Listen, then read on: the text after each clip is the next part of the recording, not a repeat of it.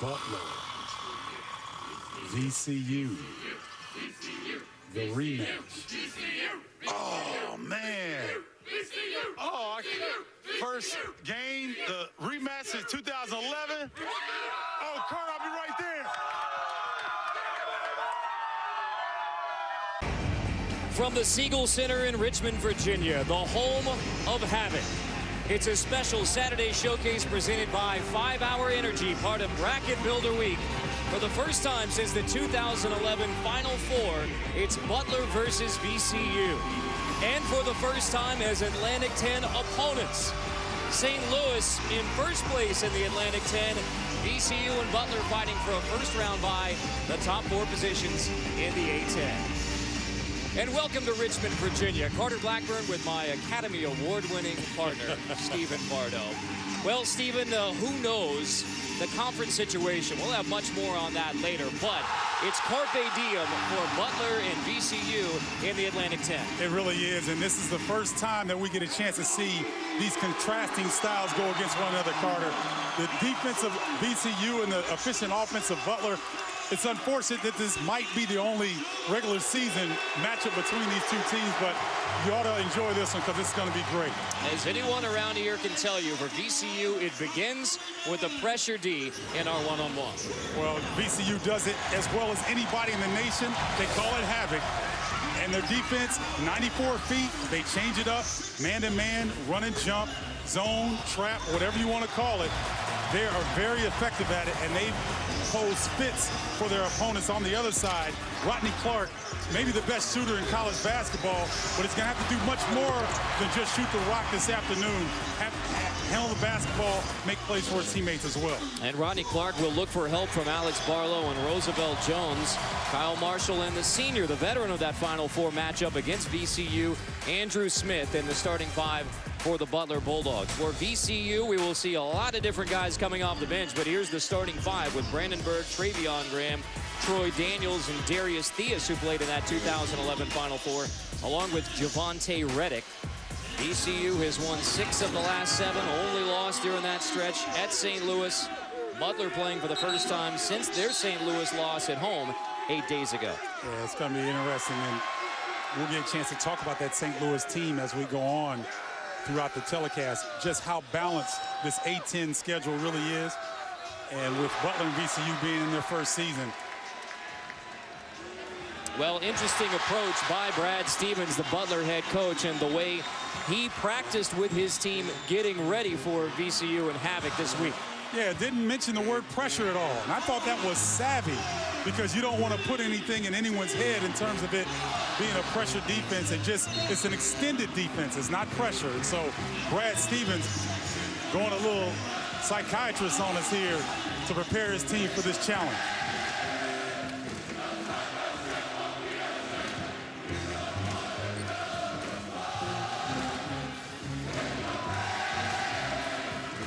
Neither Brad Stevens or Shaka Smart is 37 years old, and yet 3 Final Fours between them, including that 2011 Final Four semifinal matchup that Butler won over VCU. And it tells you the level of their programs and how bought in their student athletes are that come to Butler and VCU, how special both of these teams and programs are under the guidance of those 2 coaches. So for the first and possibly last time as A-10 foes, Butler versus VCU. For Butler, Roosevelt Jones is going to be key this afternoon. He's a playmaker, but he could be a mismatch nightmare against VCU with his size and strength. Into the post for Kyle Marshall. 2-0 start for Butler. Excellent job of Butler taking their time, establishing their will on the first play, getting a good look on the interior. This is Darius Theus, the senior point guard. We'll see VCU run a lot of on-ball action, a lot of screen and roll, a lot of movement away from the basketball. Theus with 8 to shoot. Travion Graham traveled with it. VCU's leading scorer turns it over. It's like Butler's going to switch everything on the perimeter, keep Smith on Reddick, but everyone else will switch in pick and roll or screen situations. And in the backcourt, VCU picks up 94 feet as they will all day. Good job, Roosevelt Jones keeping his head up. That was a run and jump. Run and jump meaning, Carter, they want to send the ball handler one direction and make him turn his back. When he turns around, the defense is there on a double team. Foul called on Travion Graham on the lob to Kyle Marshall.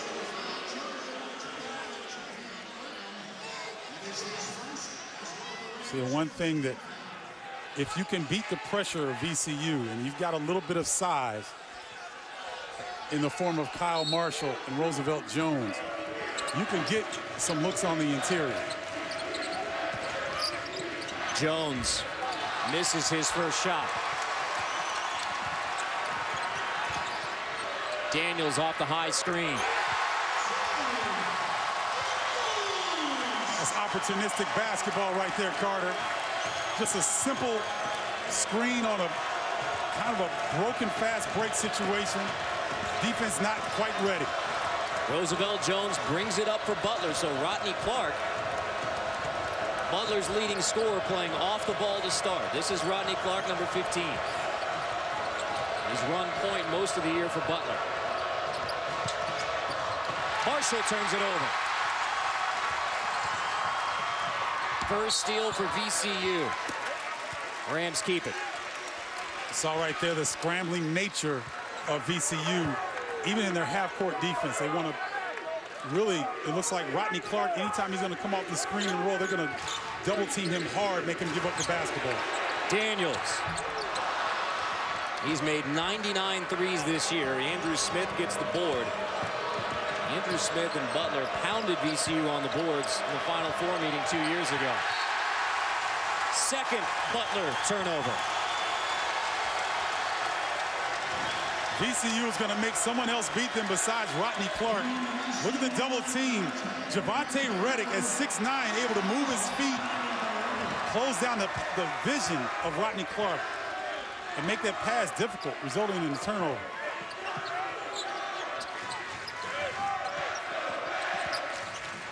Deontay Weber feeds Reddick and one.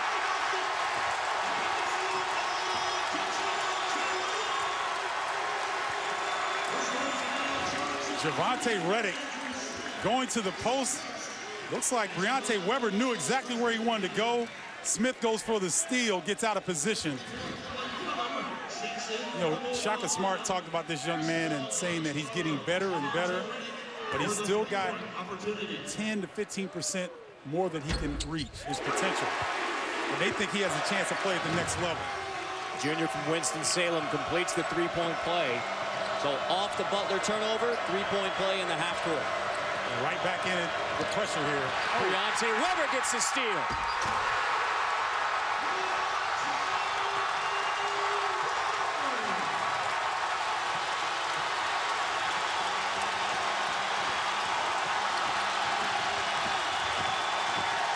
It's early havoc.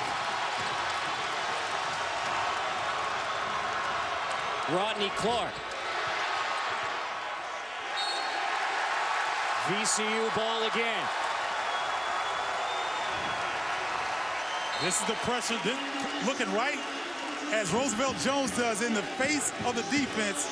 Deontay Weber showing you why he's one of Alibaba and the 40 Thieves. Ooh. Shaka Smart says when you talk about havoc, Deontay Weber is the definition of what we do. The embodiment of VCU basketball. He's the most talkative, he's the loudest, he's the most energetic player on their ball club. And that's saying something because Shaka loves communication, loves these guys get up and ready to play. Reddick makes it 9-2 VCU.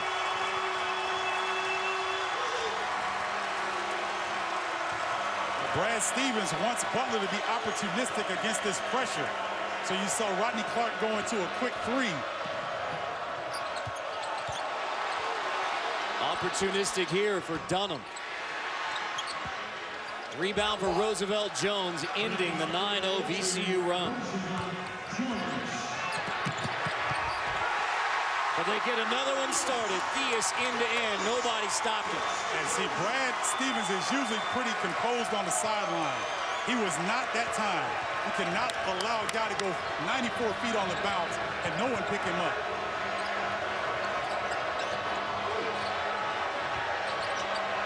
Dunham, a freshman from Pendleton, Indiana, from baseline. For some reason at that time, VCU was confused. No one was picking up Dunham. Reddick tried to help and got back to Smith and left one of the better shooters in A-10 wide open.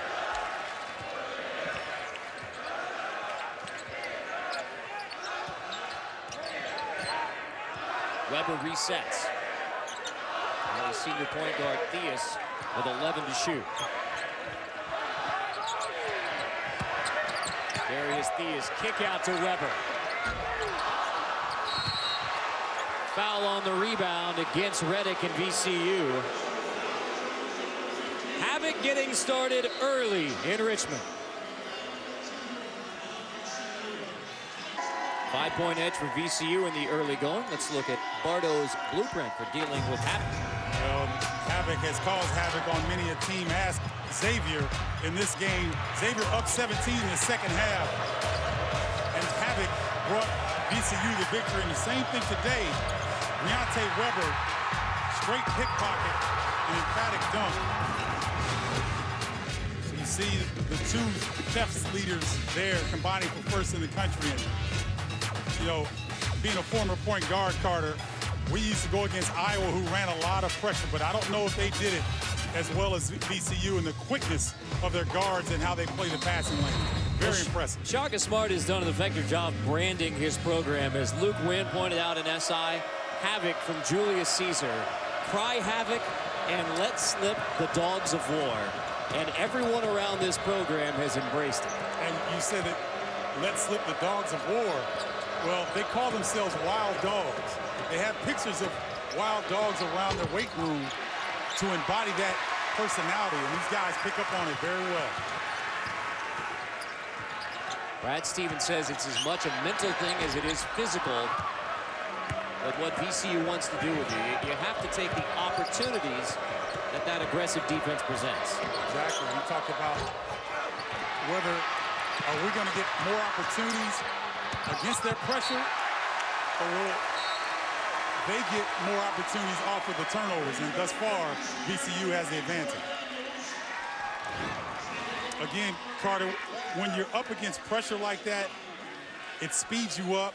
Your shot selection, you're shooting quicker, you're thinking about it. Butler has to settle down, get into some half-court situations, and use their size advantage.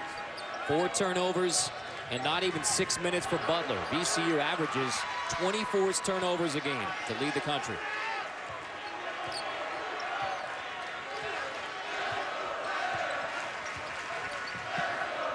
Ten to shoot. Brandenburg nearly picked.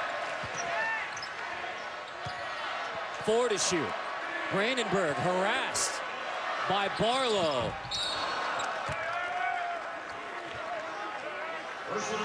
Foul called underneath the basket against VCU on the rebound again. Cameron Woods in the game right now for Butler and Eric Fromm.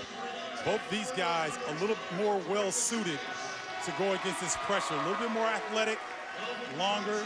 Both can come out on the court a little bit. A different look for Butler going up against this pressure right now. Fouls on DJ Haley. 3 team fouls against VCU early. Barlow, the sophomore, picks up his dribble. Recovers. Butler gets it back. Barely.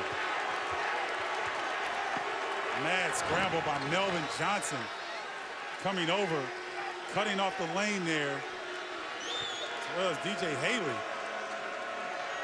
And there's no rhyme or reason when they go and double team. That's what makes it so difficult, Carter. It's all read for VCU. Barlow harassed.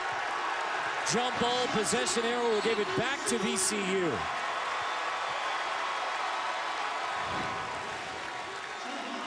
Butler just has no answer right now. Their other guards, Carter, are too far away right now against the pressure. They're expecting Barlow to break the pressure on his own. He's not able to do that. So Barlow's brought it up for Butler. Roosevelt Jones has brought it up for Butler. And both have been advantage VCU.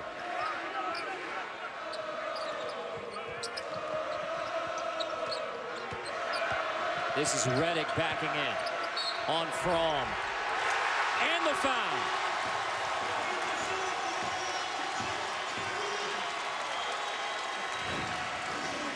Reddick understanding they're not going to double team him. Crab dribble right in front of the rim. It doesn't get much easier than that. Another look. Fromm does his best, but can't keep Reddick, 235-pound junior, out of the paint.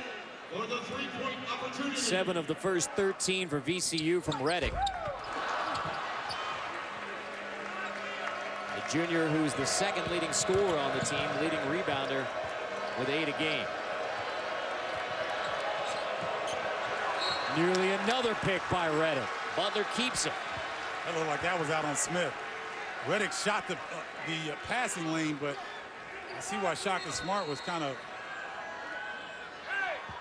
talking to the referees there.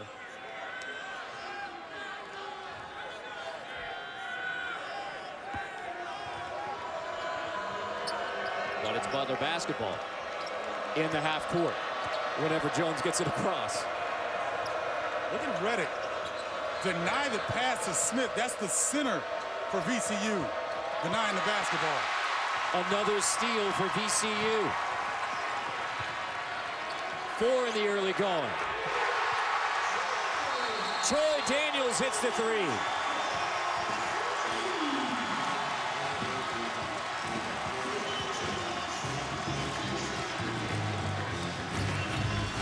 An early double-digit lead for VCU.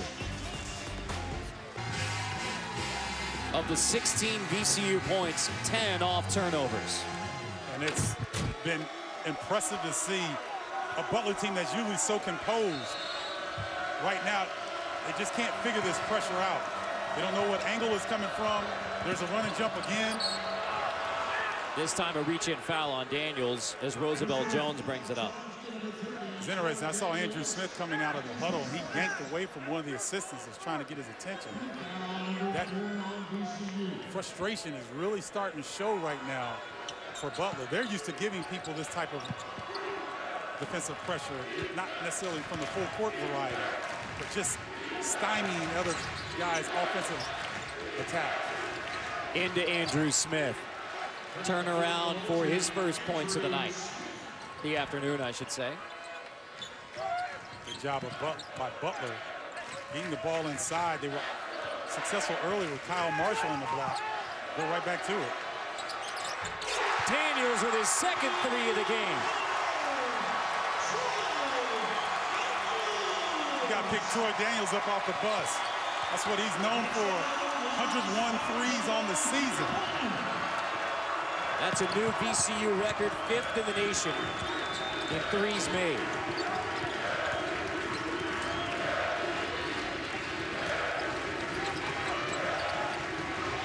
Jones. Nothing going down for Butler. He does get the stick back, though. That's where they'll be effective. They can get past the pressure. They can score in the half court. Physically bigger to get it done. Foul on Jones. Daniels draws the foul on the 3-point shot. Cardinal rule number 1. You don't foul a jump shooter. Simply get your hand up. Roosevelt Jones not used to contesting a 3-point shot. Got baited into it. The first meeting since the 2011 Final Four. We'll flash back next. What did I do with my last? The Cinderella semifinal 2011 Houston. Now Butler had been to the Final Four in the championship game the year before. VCU as an 11 seed in what was a very physical game. Butler out-rebounded them in the game, pounded them 46-30. And Butler stripped to their second straight NCAA championship game. Remarkable what these two men have built to their program. And Carter, you said it earlier, they don't have McDonald's All-Americans in either of these programs. But look at the numbers, the win percentage, It's obvious two-time national runner-up for Butler and Shaka Smart getting this program to the Final Four. But one of the things that we talked about, Carter, everybody wonders, why don't these guys leave? Why don't they go to another place? Well, Shaka Smart and Brad Stevens may not be able to get those McDonald's All-Americans to play this style of basketball. VCU plays a frenetic pace, and they play a lot of guys. Brad Stevens, they play a very physical brand of basketball, very efficient on the offensive end. And so these are not individually driven programs. They're not driving individual players. They're driving the team concept, and this level for Brad Stevens and Shaka Smart fits them perfectly. And they had developed a friendship back when they were assistants. Brad Stevens at Butler, Shaka Smart was an assistant to Keith Dambrod at Akron, so they were kind of in the same circles there in the Midwest, but especially after that Final Four have become friends. Brad Stevens said they went to lunch at last year's Final Four, and when Shaka Smart walked in, the restaurant started chanting, "Shaka, Shaka," and Brad said, you know what, I just joined in. I was chanting along with them. Yeah. Allowed me to fly under the radar and make Shaka the star. Yeah, he said, Brad said he was hollering havoc. Like getting them going, because he loves that. Just being under the radar and going unassuming. So they developed quite a relationship. Carter Blackburn with Stephen Bardo for VCU and Butler, meeting as Atlantic 10 opponents for the first time, and it is all VCU early. The pressure right there caused Roosevelt Jones to take a contested layup instead of giving the ball to Kyle Marshall, who was wide open underneath the bucket. That's one of the side effects of constant pressure.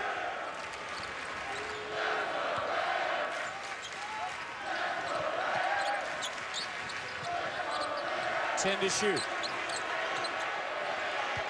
Reddick around Smith. Reddick fighting for the offensive rebound. Touched by VCU. Butler Bowl. A chance to tell you about the Sunday NBA Showcase on ABC. A lot of All-Stars beginning at 1 Eastern. It's LeBron and the Heat against Carmelo and the Knicks. Kevin Durant and Chris Paul. Thunder and Clippers follow at 3:30 Eastern. NBA Sunday Showcase tomorrow on ABC. Jackson Ulrich now bringing it up for Butler. Carter, I have to say, so far, these officials have done an excellent job of allowing these two teams to play very physical. And neither team minds playing physical. That's right. That's a travel called on Travion Graham. Second VCU turnover. Butler has 6. So now the pace isn't quite as frenetic. The fans aren't on their feet. Butler can get across half court and get the ball back inside once again and start to stabilize themselves to cut into this lead. A sophomore from Australia, Ulrich, charged with bringing it up against Briante Weber. And doing a really good job.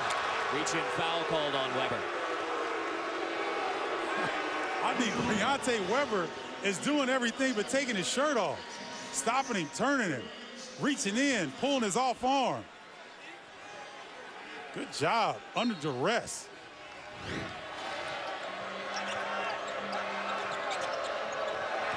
That was tipped. Theus beats Smith to it, another steal. Weber finishes it off.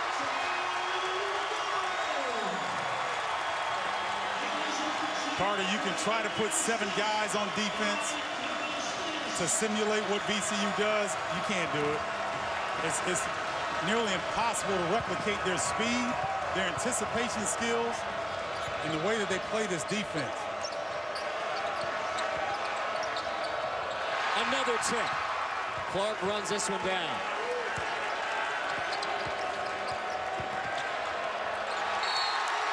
Reddick gets his hand on it again. Butler barely can complete a pass right now in the half court. Yeah, they're just taken out of what they're trying to do. They're operating their offense 3 feet beyond the three-point line because of the pressure. I have to figure out a press break at some point to get Roosevelt Jones the ball inside the key and then let him go. 6 to shoot. He doesn't know it. 3 to shoot now. Jones has no idea. Shot clock violation as Roosevelt Jones dribbles it out.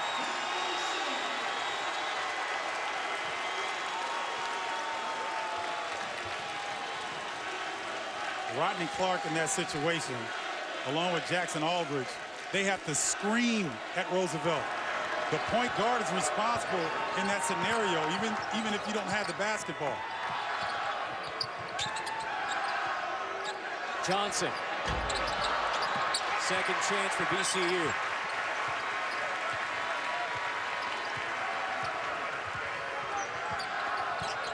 Melvin Johnson off the curl this time.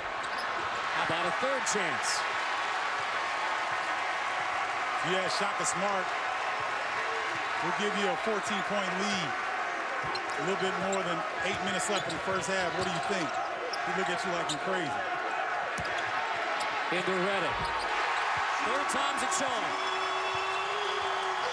If Butler doesn't get any pressure on the post feed and they allow Reddick to sit there and go one-on-one without a double team, he could have 25 today easily. Tipped away by Theus. Another steal and layup.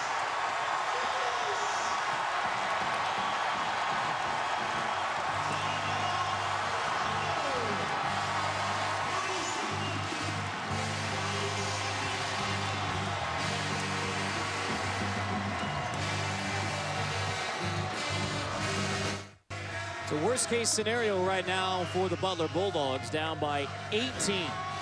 9 turnovers already. Just the anticipation. Theus getting his hand on the rock, going in for the easy steal. And then the inbounds, trying to throw to Smith. Shoots him too far. Briante Weber. These guys are all over. I know Butler feels like there's 7 guys defensively right now because VCU, their anticipation is excellent right now. It's a 9-0 run by VCU. Steven, how much of this do you think is 2 years ago was Butler over VCU to end that magical run? And this is potentially with Butler perhaps moving out of the A-10. We'll discuss that more later. But this may be the only chance for VCU to have Butler as a conference opponent in its home building to get a little payback from that Final Four game. Yeah, and Theus was on that squad. He played in that game. There's a couple guys that have a really bitter taste in their mouths from that particular loss. Troy Daniels as well. So extra motivation here for VCU. Nearly another steal. Marshall attacks. Blocking foul call. If you leave your feet to do anything but score, you're in trouble. Roosevelt Jones almost caused another turnover. Fortunate break, and Kyle Marshall did the smart thing, go right to the rim. I think the officials got that right. DJ Haley slid in there right at the last second. 16 fouls now on VCU, so Butler will be in the bonus for the rest of the half. Marshall solid in the Maui win over Marquette. 24 points, 9 rebounds. Butler has some tremendous wins on the resume. One thing Brad Stevens told us before the game, Carter, that I found very interesting. He said in all the games that they've scouted VCU, they're either up 10 or down 10. But they have these runs throughout the game. And if Butler can establish themselves a little bit here in the first half, they feel like they'll be able to get back into this game at some point. VCU experiences those tremendous swings. Daniels. Rare miss from 3.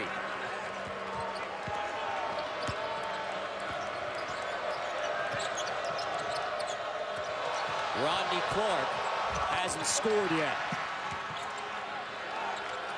Butler's leading scorer, the senior Arkansas transfer, is yet to score. Another steal by VCU. Jared Guest gets this one. Guest has given VCU some great minutes. Got 2 offensive rebounds. He's been in passing lanes, just came up with that steal.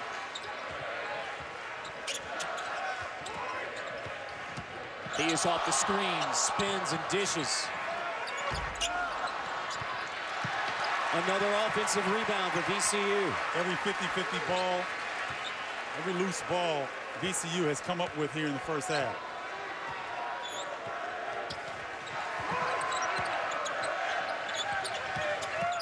Brandenburg. Third chance, another one. Troy Daniels.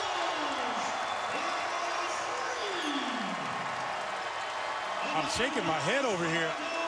I've not seen a Butler team be this rattled. But I haven't seen them play against VCU this season either. Rodney Clark still scoreless for Butler.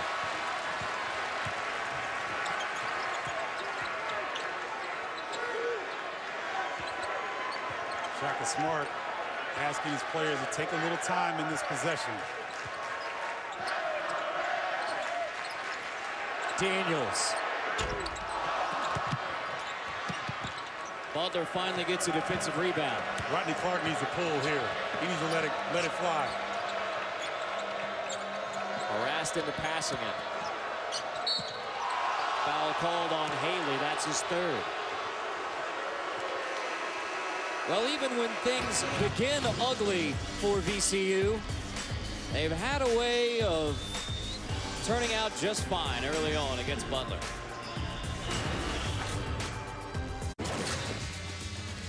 Well, in the shifting landscape of college athletics, Syracuse and Louisville leaving the Big East, and multiple reports, Brett McMurphy leading ESPN's coverage, says the Big East 7 Catholic schools are expected to retain the Big East name. Xavier and Butler reportedly will join the Catholic schools in the new Big East.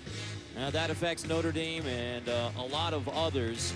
Butler has not yet made any kind of an announcement, so this is just from the reports from ESPN.com and others. But the bottom line, Stephen, means Butler and VCU playing in the Atlantic 10 right now, A-10 rivals. This may be the only time we get it. Yeah, and it's unfortunate because this was really a shrewd move by the A-10 to bring these two programs in. And it really elevated what was already a very competitive conference. And I think people were looking forward to seeing for years to come this rivalry. And possibly next year back at Hinkle Fieldhouse. But it appears that we're not going to see it. So enjoy it while you can, although I don't think the Butler fans are enjoying it very much right now. No, they're not enjoying it right now, but they have the potential to get back in this game. Got to get a few stops and take care of the basketball. Okie Rafer misses the three. Rebound for Butler. Points off turnovers, 19-0, favoring VCU. Off of 7 Ram steals. Rodney Clark, Butler's leading scorer, hasn't put it in the bucket yet. Look at this pressure defense. They get credited for their full court defense, but half court is just as stingy. Another takeaway. Okie Rafer follows his miss. Ready. Fight for the rebound, won by Woods and Butler. With a score here, Butler is very fortunate that they're not down 20 right now, getting dominated in every aspect of the game. Rodney Clark finally scores. So now you get Clark on the board. You're down 14. There's still 4 minutes left. We talked about it earlier. Brad Stevens saying that VCU plays in tremendous swings. So now Butler feeling a little bit better about themselves with their leading scorer on the board. First Butler field goal in 7 minutes.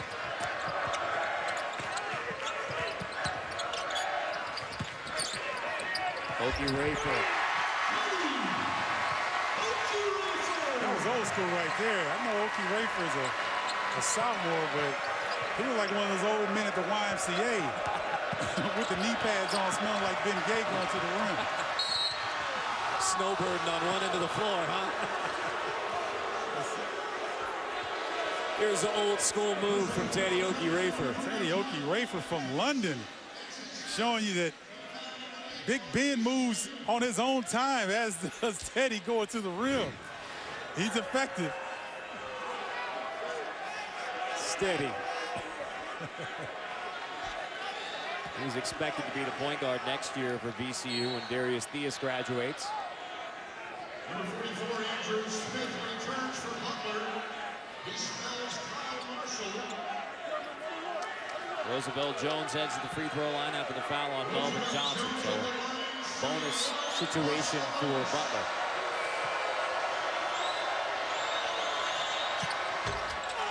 missing the front end. Rams on the run again. Cameron Woods got away with a serious foul right there on Travion as he dribbled to the rim, tried to get into the paint, just got pushed. Let it go. Brandenburg. Woods gets the rebound.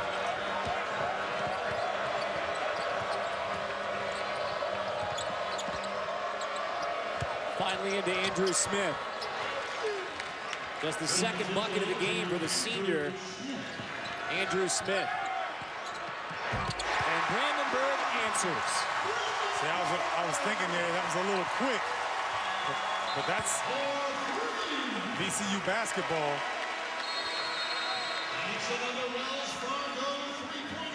17-point edge for the Rams. They've led by as many as 19 in the first half. That sends us to an official timeout. The Rams are rocking with the early start in Richmond.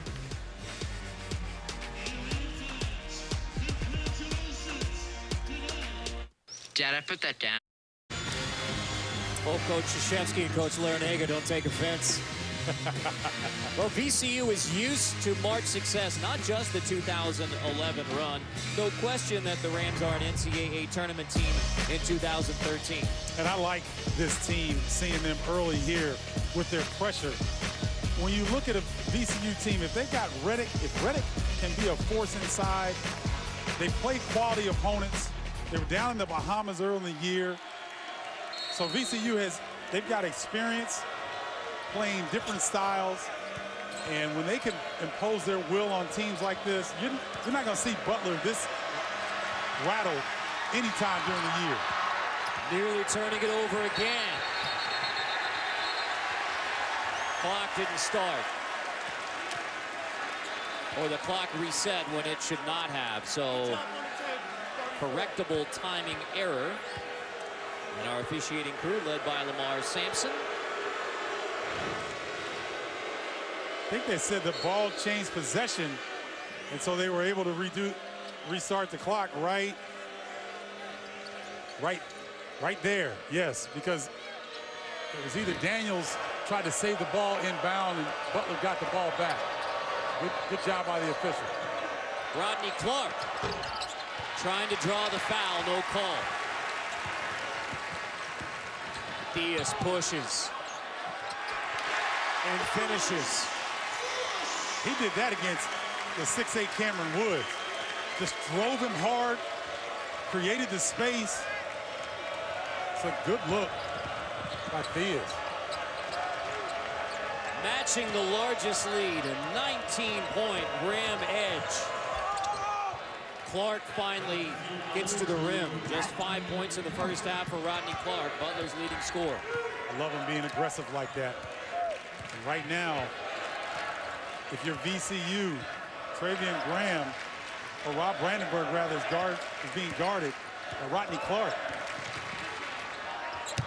Brandenburg takes it to the rim on Stegall. Stegall nor Rodney Clark will be able to keep up with Brandenburg one-on-one defensively. 5 seconds.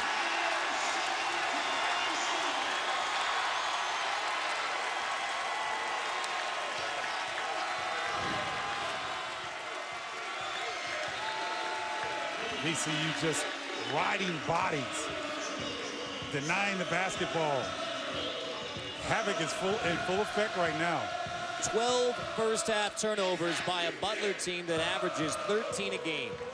And a Butler team that's played Indiana, who likes to play fast pace and pick up a little bit. Played Gonzaga, upset them in Hinkle Fieldhouse. I mean, they've got some experience against some very good defensive teams, but they haven't handled this well. This is a Butler team with wins over #1 Indiana, #2 Gonzaga. They've beaten Marquette, they've beaten North Carolina, both of those in Maui. And they are getting whipped in the first half by VCU. Offensive foul on Jones. Daniels draws the charge. This is a scouting charge, meaning that They've scouted Roosevelt Jones very well, knowing that he likes to use the runner. Daniel's doing a great job of setting up defensively. That's a scouting charge right there, I like to call. There's still 31 minutes left in this basketball game. We have a whole second half. But if this continues, it reminds me a little bit of Duke at Miami. You're not used to seeing a team like this get handled in this way. And you expect at some point that Butler will make a run or be able to cut into this lead, but that's a great analogy. Thanks. Johnson, everything's going down.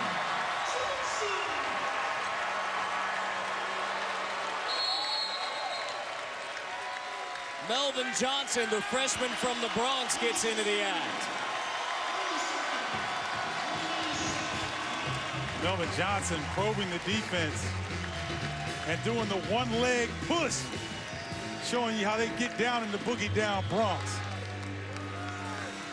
VCU by 21. And speaking of Miami and Duke, tonight 6 Eastern, opportunity for payback at Cameron Indoor for the Duke Blue Devils. Journey to the tourney, Miami versus Duke tonight. That's going to be a war. And Duke coming off a loss in Virginia, they didn't need any added motivation on this, but Miami, I still don't understand why a lot of people aren't talking about them as a Final Four team. They get kind of thrown in with everything else, but they've been dominant, only one loss at Wake Forest.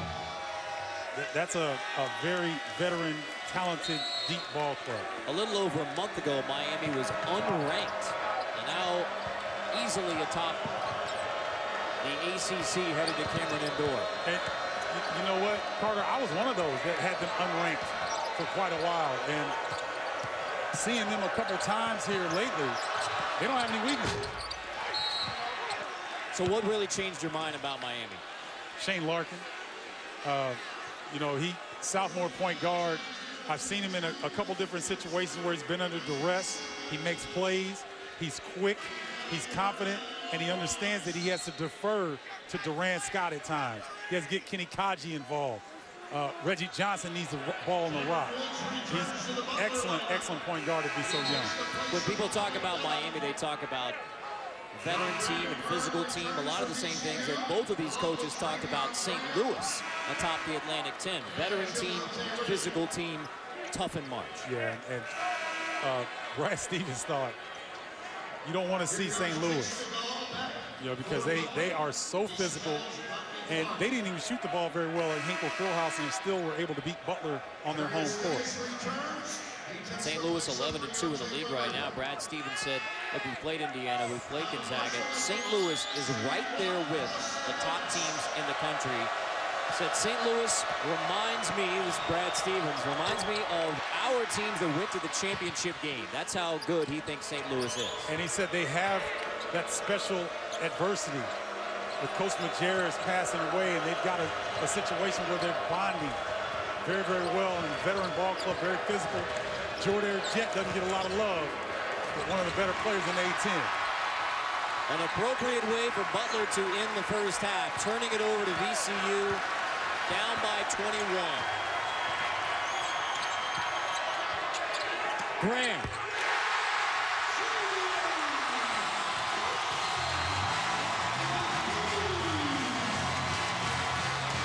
A half of havoc for VCU.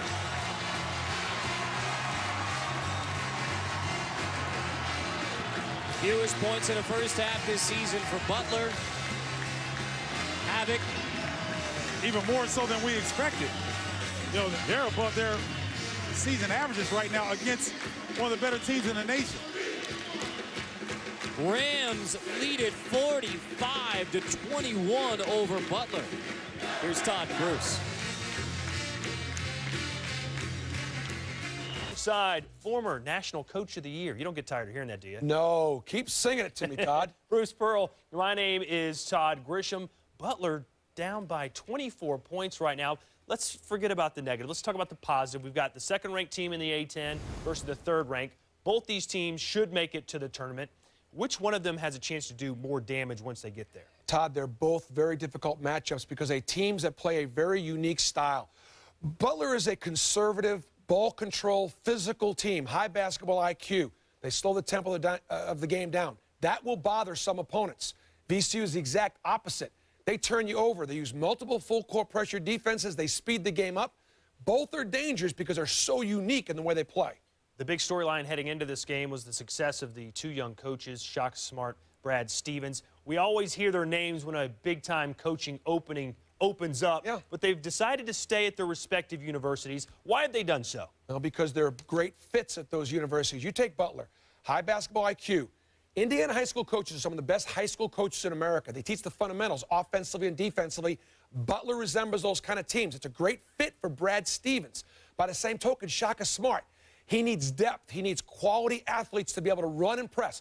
The great Gary Williams and Dr. Tom Davis told me, because I was a pressure defensive coach, will high major players want to play that style of play? Shaka Smart's in a great place. Right near the 757 in Virginia, he can recruit and coach that style. Great fit.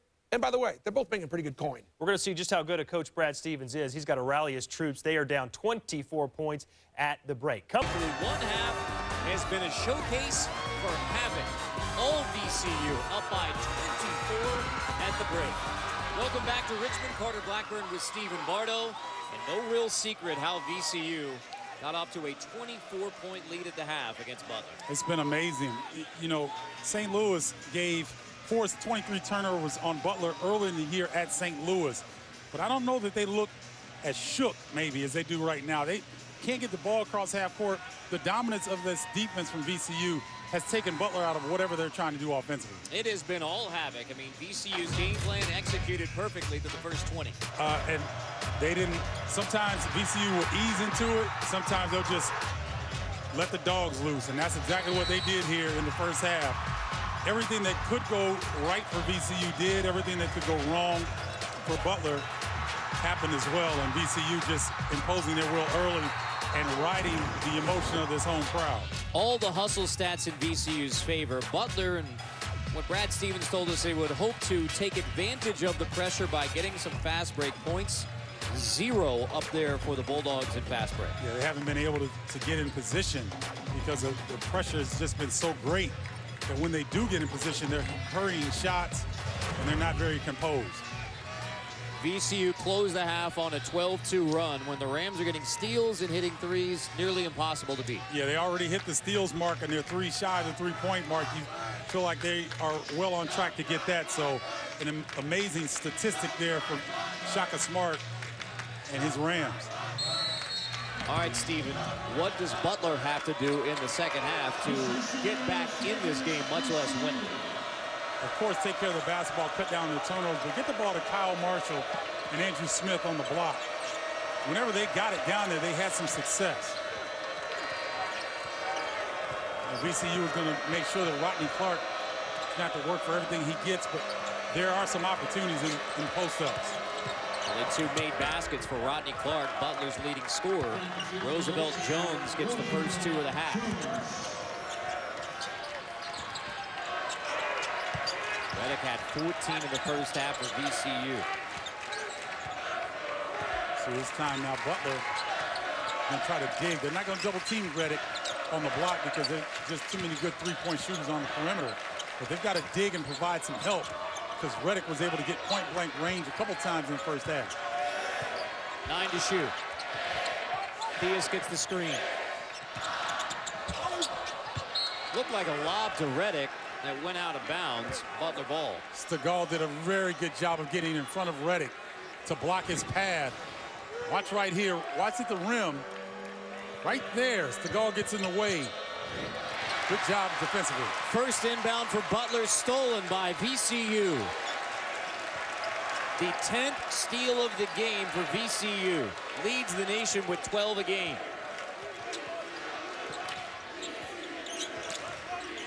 Turnover number 15 by Butler. Graham had a pretty good look there. Looks like he lost his footing against Kyle Marshall. Tough matchup for Marshall to try to stay up with him on the perimeter. Roosevelt Jones brings it up against Briante Weber. Marshall. Taking what the defense gives them. And once they get in the half-court set, Butler's as good as any team in the nation in offensive efficiency once they get it past that pressure. First 4 points of the half for Butler. Diaz.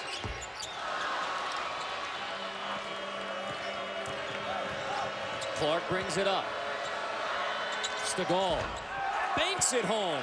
Finally, something goes right for Butler. 7-0 run to start the second half. Timeout VCU. Well, Rodney Clark comes up the floor and draws so much attention. He sees his backcourt mate Chase Stegall. It's Saturday afternoon, but the bank is open. It's pretty advanced penmanship from that little girl on the side. VCU on Butler. 7-0 start of the second half of the Bulldogs. Let's take a look at this week's bracketology brought to you by Allstate. You look at the teams that are in the Atlantic 10 with the BPI. It's not RPI, it's BPI now. And you see Dayton right there at 55. Their BPI number is higher, Carter, because of their close losses. That helps their BPI rating. But Xavier's 71, but they look like they are a tournament team. So interesting how the BPI and the RPI stack up. But Atlantic 10 really poised to get at least 5 teams, possibly 6 in the tournament. The way Joe Lenardi projects these two teams, VCU projected 7th seed in the East, Butler as a 6th seed in the South. That is entering today. And again, Butler has those quality wins, big-time quality wins over Indiana, Gonzaga, Marquette, as well as North Carolina. A different zone here. 1-3-1 by Butler. Then a different look. But the same result for VCU. First points of the second half. Weber knocks down the 3.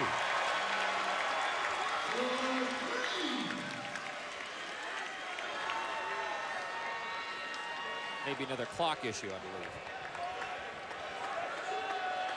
Well, and it allows VCU to set up defensively, not something I'm sure the Butler players prefer in this situation. Delay of game warning was a reason for that brief pause. Stegall. Smith has the rebound ripped away, but Butler keeps it. It's an awfully quick looking shot under pressure. And he wasn't like he was wide open. He's got to be a little bit more judicious in their selection. Turning it over again off the inbounds. Weber.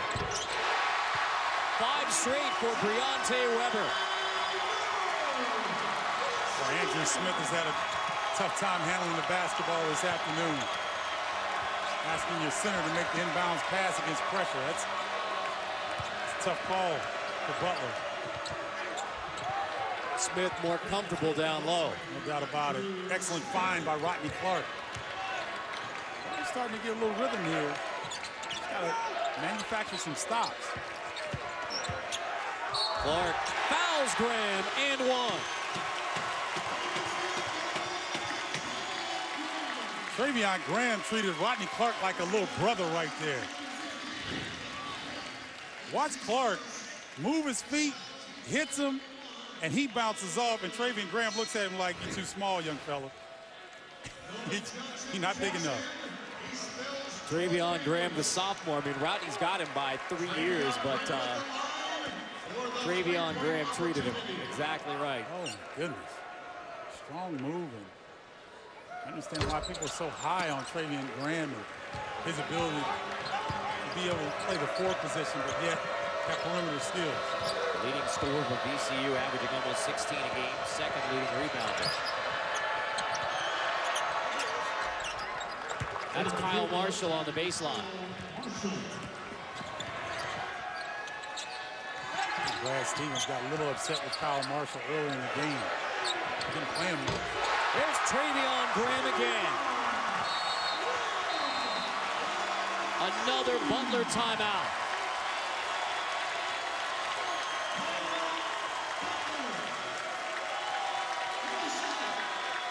The Butler group right now, they're not on the same page because Kyle Marshall was extremely upset. Look at him throw his hands up, looks at Andrew Smith, and Brad Stevens and Andrew Smith are still going at it in the huddle. A lack of communication right now for the Butler Bulldogs as they try to cut to this lead. Bracket Builder Week continues. A Saturday primetime matchup in the Pac-12 tonight at 9 o'clock Eastern. An Arizona team who has struggled on the road against a UCLA team who has been solid at home. Yeah, UCLA has some youth on their side, and Arizona lost 3 of their last 6. I thought they would be one of the more dominant teams in college basketball in early December, Carter, but they've fallen on some hard times as of late. And the Pac-12 is still up for grabs heading into that primetime matchup tonight, 9 Eastern in LA. VCU nearly gets another steal and takeaway. The Rams rolling over Butler.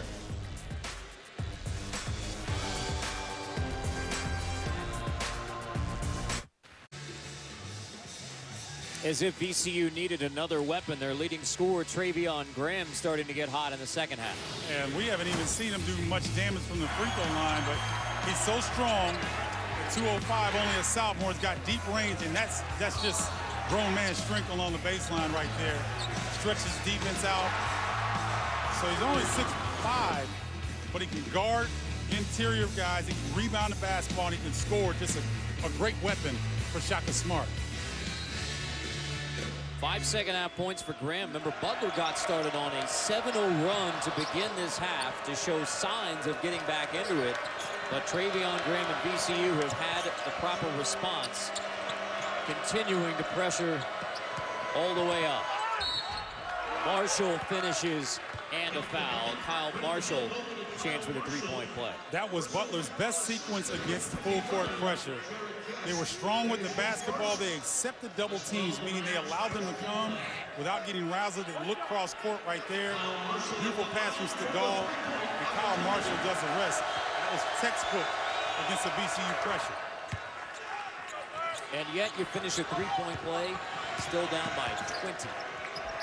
Yeah, but funny things happen. This same VCU team was down 17 at Xavier, and they closed the gap in 6 minutes and 39 seconds. So as quickly as they can get up, they can also lose the lead. So Butler just has to stay consistent and get some stops. 9 to shoot here for the Rams. Weber draws a foul. Deontay Weber, the sophomore from Chesapeake, Virginia, on the attack. Well, let's just say you have Saturday night plans, but you want to keep an eye on that Duke-Miami game from Cameron Indoor. Take the Watch ESPN app with you on your phone, your mobile device, even on your computer at watchespn.com. You sure you want to do that? Yes. I love the app, but you don't want to do that on a date night. I'll be in because you'll lose your date. I'll be in the airport on the way to NC State, Georgia Tech, so I will be utilizing that Watch ESPN app. Oh, no, that's the best place. When we're traveling in airports and everything, you don't want to do date night. Don't mess the guys up. Don't mess the fellas up now. Because it's addictive. You can sneak a peek. I don't know. It's tough. No, it's a great app, man. If anyone's seen us in the airport, they see us on it. Deontay Weber has really played his role well today, Carter. He's kind of vocal leader of this team, very energetic. He's got this magnetic personality, and he shot the gap a few times, hit a three. He's been very effective. 4 steals away from the school record held by Rolando Lamb. Weber has 84 steals now, 3rd in the nation.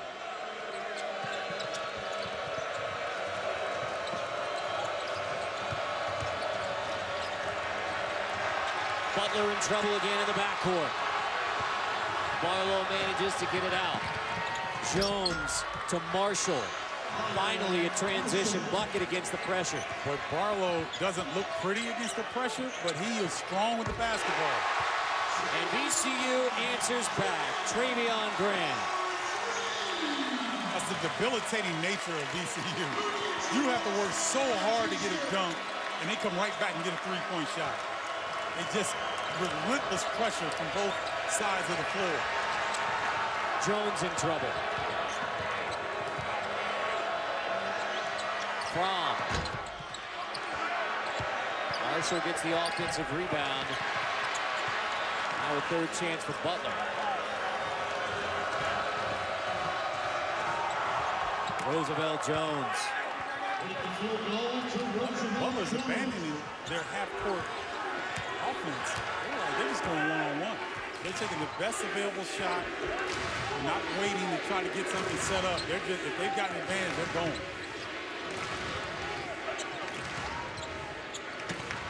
Troy Daniels draws a foul on Barlow.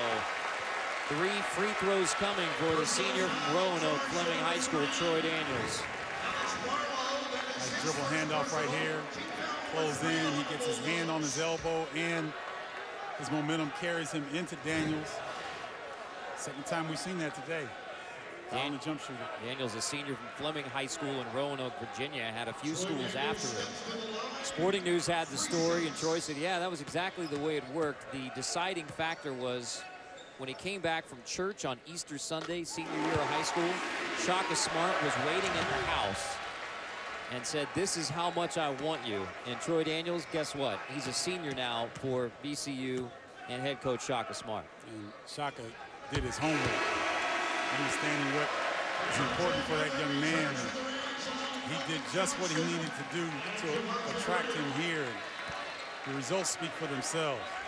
That was right after Shaka Smart got the head coaching job, assistant to Anthony Grant. They had Eric Maynard. This was a VCU program that was on the rise, but you go to a Final Four in 2011, win an NCAA tournament game last year, and roll like this, branded with havoc. And it has become, for sure, Shaka Smart's VCU Ram basketball program. No doubt about it. And Jeff Capel starts the run. Then Anthony Grant comes in and continues the success, and Shaka's taking it to another level.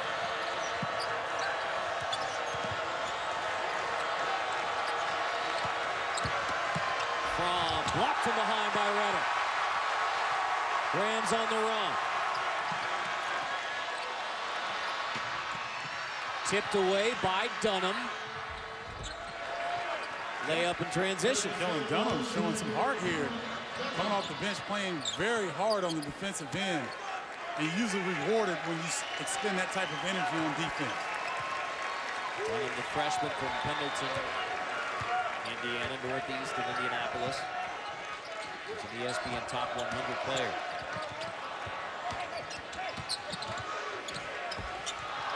Graham follows his own miss.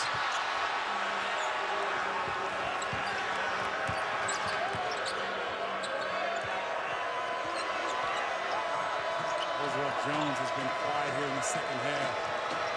He's got the ability to go off the bounce and get in the paint. Here's Roosevelt Jones off the bounce in the paint, drawing the foul. Breontae Weber was trying to guard him that time. There's no way he can keep up strength-wise with Roosevelt Jones. They call him Basketball Jones. Brad Stevens compares him to Anthony Mason. Wow. Now that's a very good analogy. Anthony was a little bit bigger, but Roosevelt Jones multi-skilled.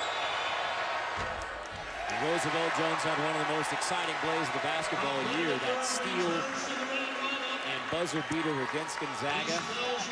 Brad Stevens with the minimal emotional reaction after the dramatic win over Gonzaga. Shaka Smart jokingly said yesterday, yeah, I may be a little more emotional on the sideline with Coach Stevens. Jones misses them both. Stick back missed. Finally a third chance for Roosevelt Jones.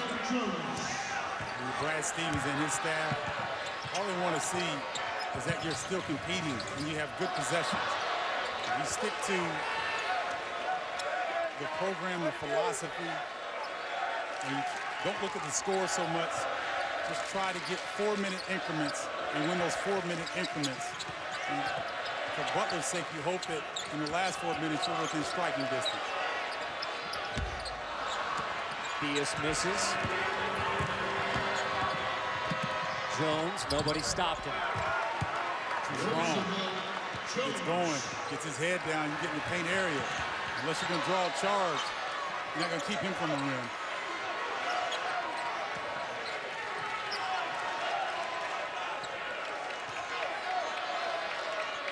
A 6-0 Butler run, but it's still VCU by 18. Trying to string a couple of stops together. 9 to shoot. Melvin Johnson resets. 3 to shoot. Johnson blocked by Dunham. 1 second on the shot clock. We have an official timeout. Butler trying to cut back into this lead, and one way they can do it via Roosevelt Jones going right to the rim. And Kellen Dunham trying to do it on this end to get a big-time stop.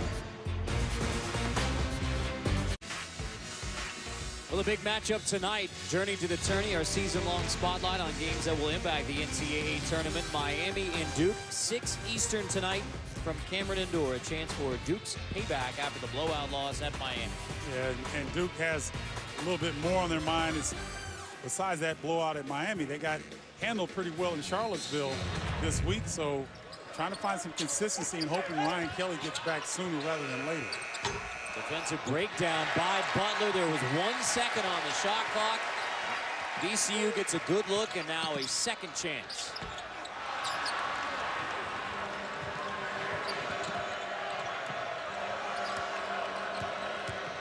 Don't often say this. Butler has rallied to make it an 18-point game. I was just thinking if Butler can score here, don't look like they're going to, but never mind. Brandenburg. Kellen Dunham really trying to force the issue offensively. And I understand he's trying to make a play for his team, but you just have such a small margin of error when you're trying to come back from this type of deficit. Marshall. Tap out, good rebound from Cameron Woods. Dunham draws a foul.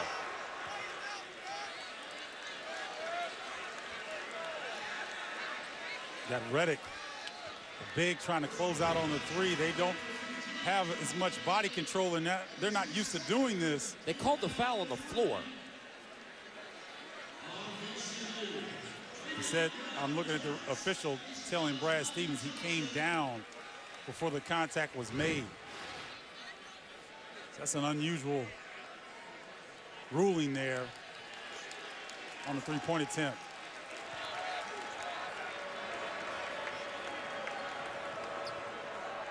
So that one's called on the floor. Yeah, that's unusual. Not saying they got it wrong, just saying it's unusual. And then Butler turns it over again. VCU's really taking advantage of Butler's bigs because Andrew Smith, Fromm have been taking the ball out of bounds. They put a tremendous amount of pressure on them. Off the 17 turnovers, 26 points for VCU. There's been only 3 turnovers in the second half by Butler. They turned it over 14 times before halftime.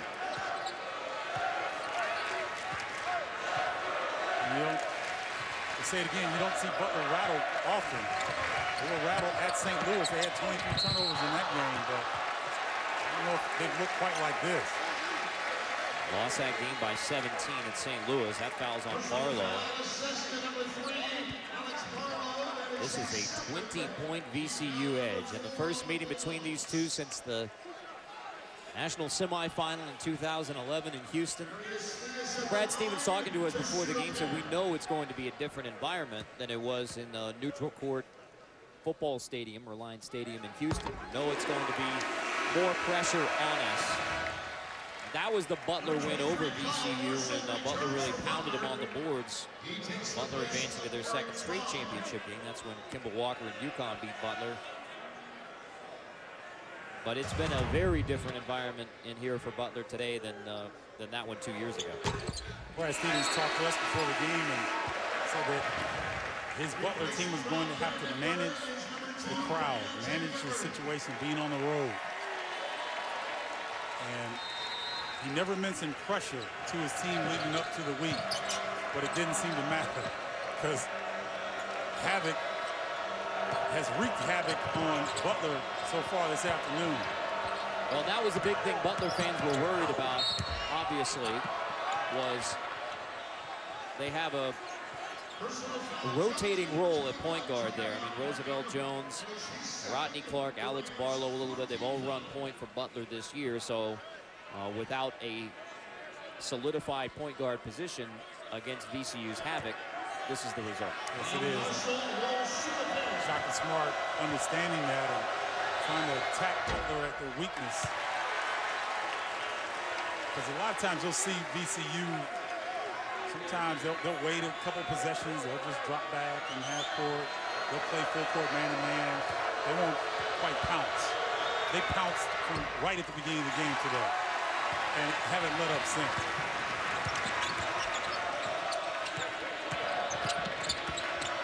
Diaz feeds Reddick. The run continues. That was a beautiful illustration of the potential of Javonte Reddick. He buried Kyle Marshall underneath the bucket. It's an easy pass to make. And now Jones trapped in the backcourt. 10 seconds in the backcourt. Another Butler turnover.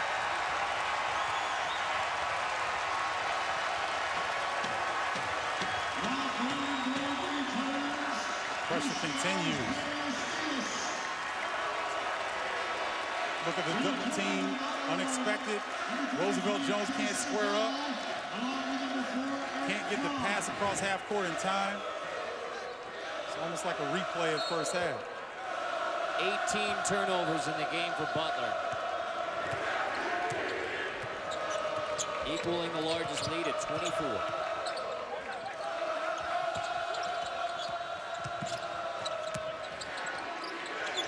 Travion Graham. Reddick nearly got the offensive board. Oh, what a screen by Fromm. Barlow didn't take advantage of it.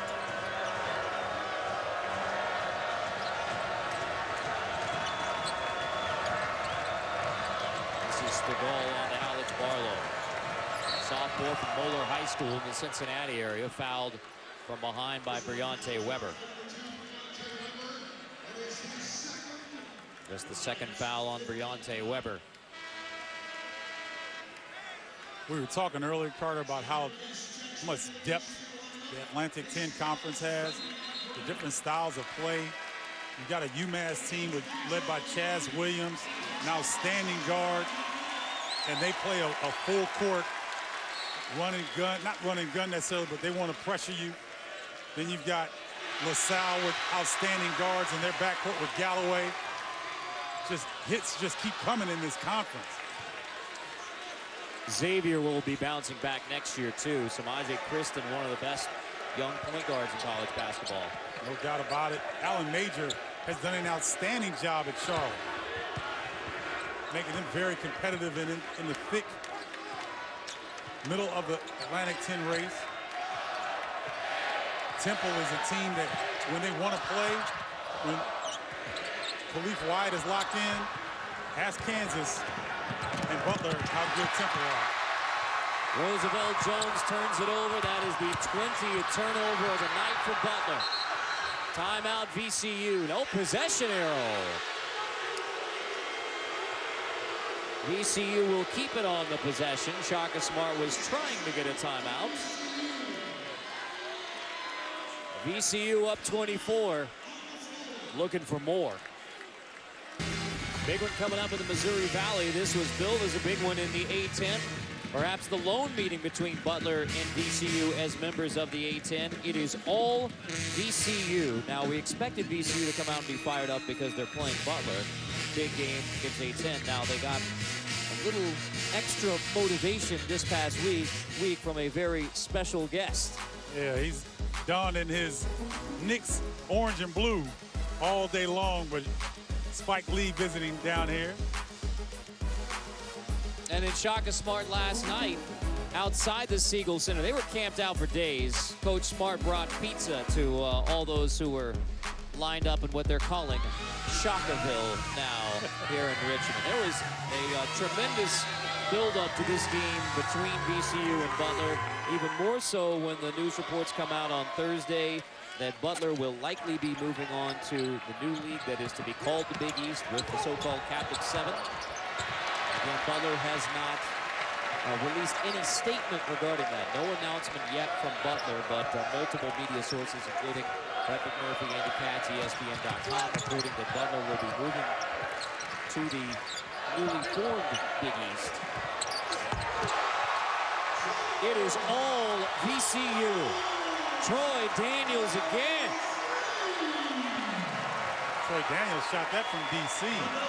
That was easily NBA range, but you can understand why that new league forming would want Butler and possibly Xavier. You would understand that because they're such established programs. Oh, Jones meets Brandenburg at the rim. Foul called on Roosevelt Jones. A meeting at the hoop. I've been talking about the officials doing well. That's a block. I'm sorry. That's a clean block. There's nothing but ball. There's no body contact. Just get it out. Tough break for Butler in that situation.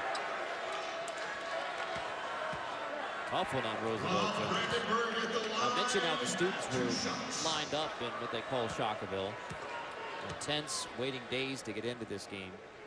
It wasn't just the students who were checking out Shockerville.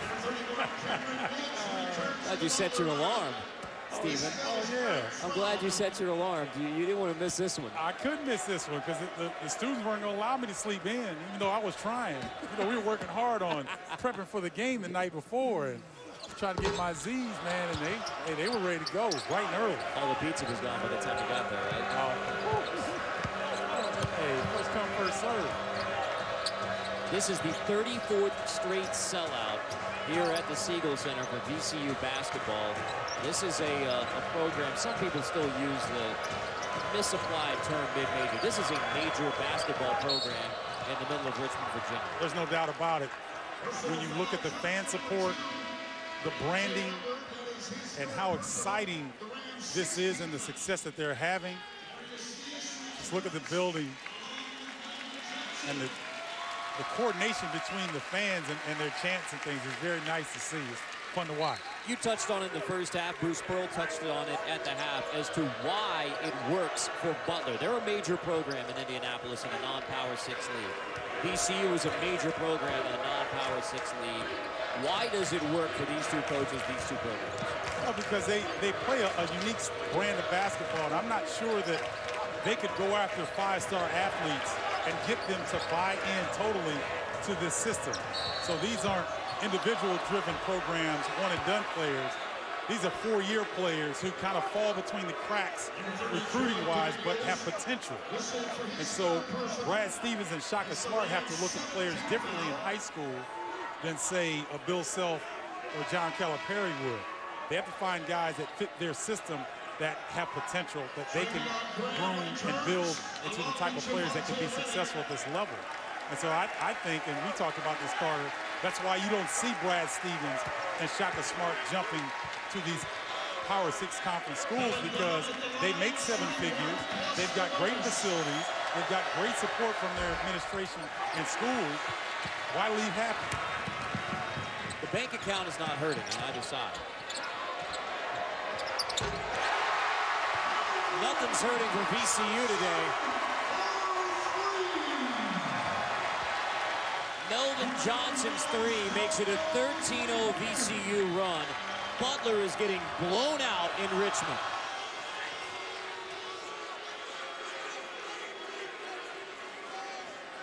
How surprised are you? I mean, how surprised are you? It's a 31-point game.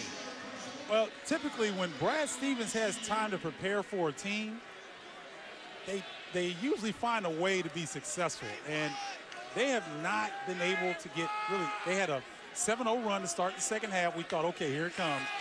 And then Butler makes a three. I mean, excuse me, VCU makes a three. And so they just have not been able to make a deep run and cut into this lead.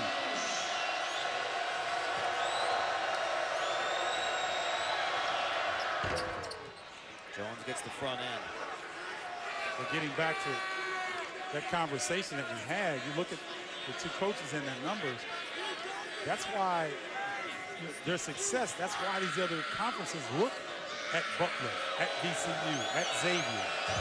They're non-Power 6 programs, but they're major. They're major league.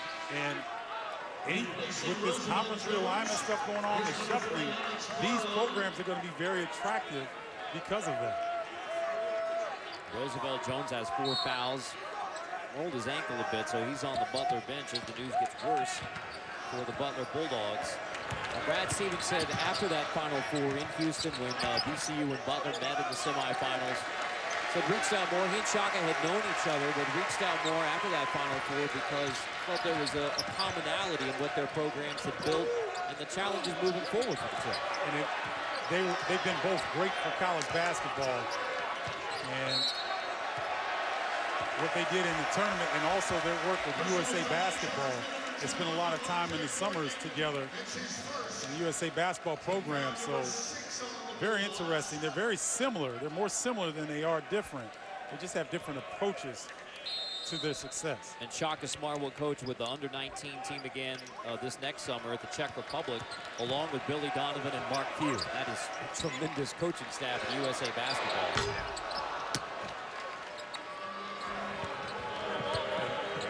Think. Shaka Smart's coached under Donovan at Florida as an assistant. But throw Mark Few in the mix. And I've had the pleasure of covering Gonzaga for years, and there's not many better than Mark Few. And he's starting to reap the benefits of his program, probably being the first outside of a Power 6 that's kind of the Cinderella around the country. Daniels saves it, loose ball. Out of bounds on the sideline, and Butler's going to get it back.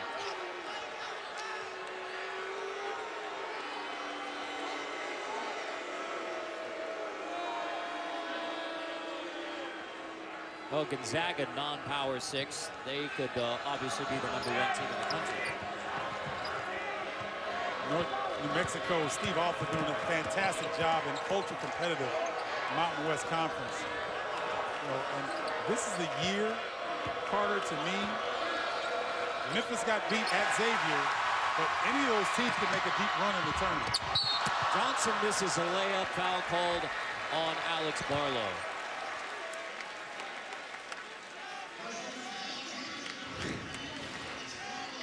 Elvin Johnson, yet again, shooting the gap.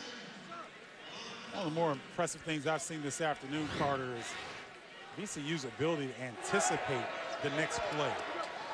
They anticipate so well, shoot gaps, and most teams that try to do that, it looks like they're taking chances, and they get left out in the cold, resulting in an open layup. Even if VCU doesn't get the steal, they get a deflection, which disrupts what their opponent is trying to do. They do it as well as any team in the country. Steven, you mentioned that Xavier win over Memphis. That snapped Memphis' winning streak at 18 games, which means Akron now has the nation's longest winning streak at 19 games. That's Heath Damrot, who Shaka Smart was an assistant to early on in his career. And Shaka Smart said, hey, I don't understand why Akron's not getting the love for having a 19-game winning streak year in and year out. Solid programs in the MAC. Seem like they're in the championship game every year. Yeah, 6 years in a row, and unless there's a major upset, they'll be in there again this year, probably against Ohio. DJ Cooper and company. And Shaka Smart's got a tremendous amount of respect for Keith Dambrot and some of the things that he learned in his tutelage while being an assistant at Akron. Including activity on the sideline. Yes, he said Coach Dambrot doesn't get as low as he does in a defensive stance, but he kind of picked it up from him. We didn't get to see Shaka get too busy this afternoon because this team really took care of business early and often. However, when you're an opposing point guard and you're trapped in the backcourt, you got two defenders running at you, and then out of the corner of your eye, you see the head coach down in the defensive stance. Yelling at his team, but it's a distraction. And you see it out of the corner of your eye. And Shaka Smart he understands. He knows those point guards see him over there because he was a former point guard himself at the D3 level. Kenyon College, which also produced President Rutherford B. Hayes. showing your versatility. You didn't think Rutherford B. Hayes would get into the broadcast today, did you? Haley dunks it down off the look from Weber.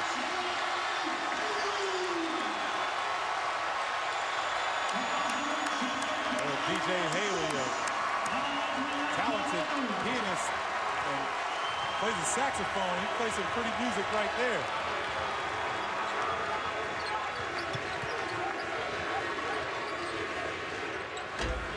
Dunham misses the three.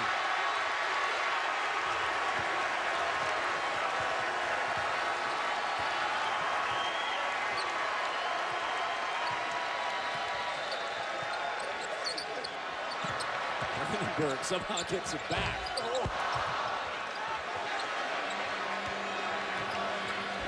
Barlow rips the rebound away from his teammate Smithers. Butler, you look at this, moving forward, and St. Louis and VCU forced over 20 turnovers apiece against you. So you have to pay attention to that. The remaining regular season games and the Atlantic 10 tournament. It's something they have to work on and figure out. Johnson missed the floater. Well, with all the talk of court storming around college basketball, VCU has not waited until this game is over to begin the celebration. Stormed the floor from the beginning. That is a very busy little girl. She's working just as hard as the Rams. That's the second sign that she has come up with during this game, all with excellent penmanship. Well, there's usually a pretty good disparity between Shaka Smart and Brad Stevens in a tight game, even more so in a 30-point game. Yeah, and you see Shaka not quite as animated, and Brad Stevens just toe chilling. Like, I don't know if I can do it. There's nothing I can do about this. Guys, I can't go out on the court and play for you. Brad Stevens, the DePaul grad, 1999, now in his 6th season as head coach of the Butler Bulldogs. Took over for Todd Licklider when he went to Iowa.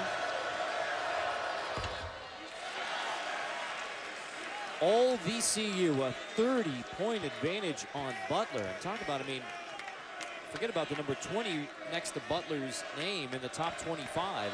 I mean, this was the build-up for this game as potentially the only time they would meet in the A-10, and the first time since the Final Four.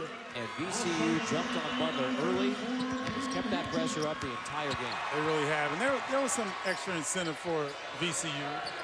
We talked about Fias being there, remembering the sting of that. Daniels, same way. Those two players really remember how that felt to get that far and then lose at that point. Can we say that was the famous "What You Talking About" Billis VCU team? I think you're right. Yeah, I think you're right. They play with a chip on their shoulder, and being out of the CAA originally and now in the A-10, they still have that same chip on their shoulder. They play like a pack of wild dogs in that havoc, and they're just relentless. And Shaka Smart had them ready to play this afternoon, and just really showed no weakness. 22 turnovers by Butler. They turned it over 23 times in the game at St. Louis. 22 today. 34 points for VCU off of the turnovers. And now mostly the end of the bench into the game for Butler. Fromm misses the three. VCU is going to go to 23-6, 11-3 in the A-10. And there's another layup from Teddy Okiwefa.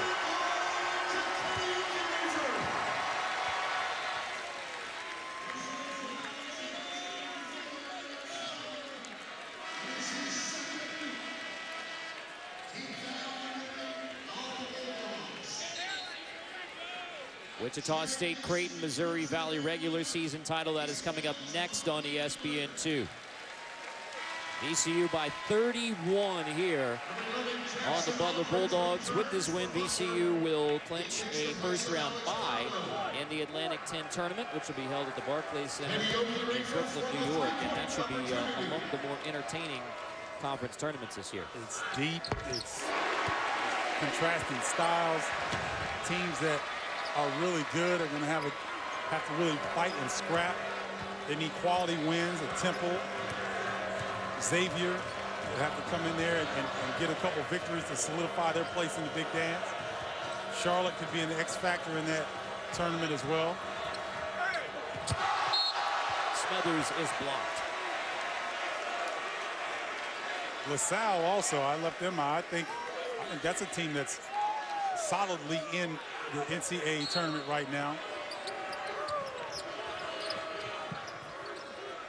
Both of these teams projected as NCAA at-larges despite the Butler loss today, despite the Butler blowout.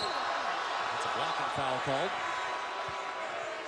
So here's the updated Atlantic 10 standings. We are ready to project VCU as the winner of this afternoon's basketball game here in Richmond, Virginia. So VCU would go to 11-3 in the A-10 and clinch a first-round bye in the A-10 tournament in Brooklyn. Butler falling to 4. The top 4 get that first-round bye. So that's why the Bulldogs need to get in the top 4 to avoid having to win 4 games in 4 days to take the tournament. And that makes a big difference because if you are a tournament team, NCAA tournament team, and you have to expend that type of energy, it's hard to get your legs back in time for that first-round matchup.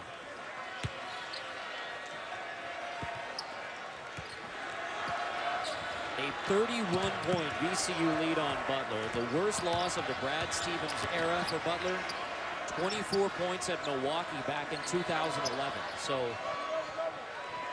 this will be the worst loss for Butler under Brad Stevens. And VCU had everything working from the opening tip today. It was all happening. You're right, and I was just surprised by Butler early on. They're a very physical, very strong team, but they weren't strong when they got pressured early. And those traps, shooting the gap, Roosevelt Jones was trying to bring up the rock against the pressure. He struggled mightily. Just surprised that havoc wreaked as much havoc as it did early in the game, and Butler's really not threatened since. And a tough week ahead for Butler. They go to UMass on Thursday and then back at Hinkle on Saturday to take on Xavier. But it's still a couple of tests for Butler coming out of a blowout loss at VCU. And they'll see another team in UMass that likes full court pressure, likes to speed the game up a little bit, but they're not nearly as effective at it as VCU is. VCU has their second game against Richmond, Spiders from the crosstown, and then at Temple to close out the year before the Atlantic 10 tournament at the Barclays Center. VCU celebrates a blowout win over Butler in the first meeting between the Bulldogs and Rams since the 2011 Final Four, and perhaps the only meeting between the two in the Atlantic 10. Dominating performance by the Rams at home, took advantage of the home court. And selfishly, I'd like to see them play again in the Atlantic 10 tournament. A 32-point win, the worst loss for Butler under head coach Brad Stevens. Coming up next, it's Wichita State versus Creighton for the Missouri Valley Conference regular season title. With Stephen Bardo, our entire crew, I'm Carter Blackburn. All havoc this afternoon in Richmond. VCU blows out Butler 84-52.